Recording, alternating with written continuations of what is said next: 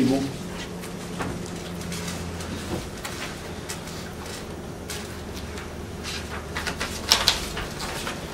Voilà, vous commencez quand vous êtes prêt. J'ai un dossier d'étude pour vous. Merci. Donc, mon étude, c'est les méthodes de valorisation des stocks et leur incidence sur les coûts. Donc, les stocks dans les entreprises, c'est très important. C'est une opération quotidienne et très importante car cette incidence a une incidence sur les coûts. La difficulté pour les entreprises, c'est de choisir la bonne méthode de valorisation qui optimisera au mieux leur stock et l'incidence sur les coûts.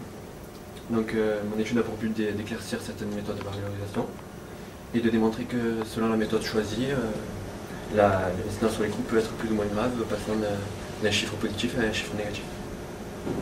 Donc, mes recherches se sont en priorité se déroulées sur Internet, mais donc j'ai une multitude de ressources. Il a fallu que je trie les documents pour sélectionner les meilleurs. Ensuite, j'ai essayé de prendre contact avec une entreprise. Les entreprises, une m'a répondu, une l'autre non, mais celle qui m'a répondu n'a pas pu me passer des chiffres parce que c'était confidentiel. Et j'ai pris contact avec un expert comptable qui m'a orienté sur des sites spécialisés et qui m'a permis de trouver deux de mes documents, notamment les documents qui parlent de JDA Audit. C'est les deux premiers documents, c'est un domaine expert et un domaine agricole. Aujourd'hui, les entreprises valorisent tout leur stock. Leur difficulté est de choisir la bonne méthode de valorisation qui optimisera au mieux leur valorisation et leur incidence sur les coûts. Donc la valorisation des stocks a une importance économique sur le patrimoine de l'entreprise. Le patrimoine, c'est l'image fidèle que donne l'entreprise. Donc mon étude va aller éclaircir trois de ces méthodes: le coût moyen pondéré première entrée, après chaque entrée, et le coût moyen pondéré en fin de période, tel que j'ai étudié en cours, et le PEPS, première entrée, première sortie. Donc, une mauvaise valorisation a des risques majeurs pour l'entreprise. Elle est dans l'incapacité de déterminer des marges commerciales exactes. Ces risques majeurs que provoque une mauvaise valorisation sont perte de performance inexpliquée, fragilité de la stratégie commerciale et surtout distorsion entre la réalité économique et l'image fidèle de l'entreprise et son patrimoine. Donc les données sur lesquelles s'appuie l'entreprise, le bilan et le compte de résultat sont souvent faux, mais erronés souvent à leur insu. Donc dans mon annexe 1, qui est JDA Audit, celle-ci, voilà, on peut s'apercevoir que les trois quarts des entreprises françaises se disent affectées par leur rentabilité fausse et incomplète. Donc le brevet JDA Audit utilise le coût moyen pondéré. D'après mes documents, il garantit des données sécurisées de qualité. Il répond aux normes IFRS, IAS et au plan comptable et à la loi Sarban. Elle permet aux entreprises plus de rentabilité, de compétitivité, améliore des investissements et leur avantage concurrentiel. Donc dans mon annexe 5, les différentes méthodes de valorisation des stocks. On peut examiner le coût moyen pondéré en fin de période. Donc c'est la plus claire selon le brevet JDA Audit, la plus simple aussi. Mais la valeur du stock n'est connue qu'en fin de période. Le coût moyen pondéré à chaque entrée permet un suivi plus précis des produits. On peut voir un cas concret. Donc qui nous montre que en fait, selon la méthode utilisée, l'incidence des coûts peut être complètement différente, passant d'un chiffre positif à un chiffre négatif. Donc aux entreprises et aux professionnels de choisir la bonne méthode de valorisation qui optimisera le mieux leur stock. Voilà, maintenant je vais passer au projet.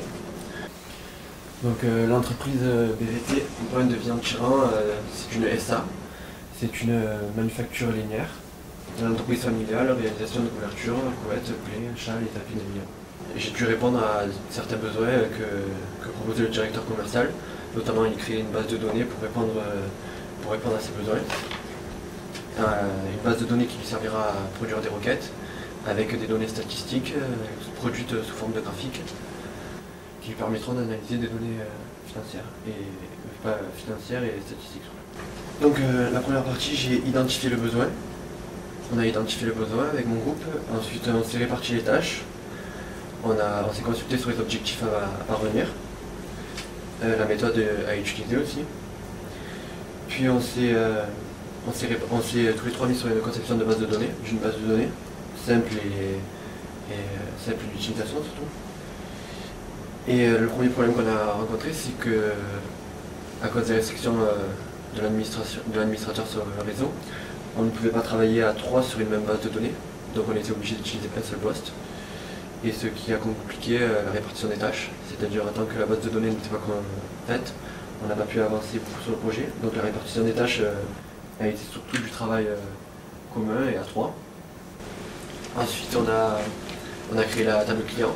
Donc la table client, il a fallu l'importer d'Excel parce qu'elle comportait plus de 1000 clients.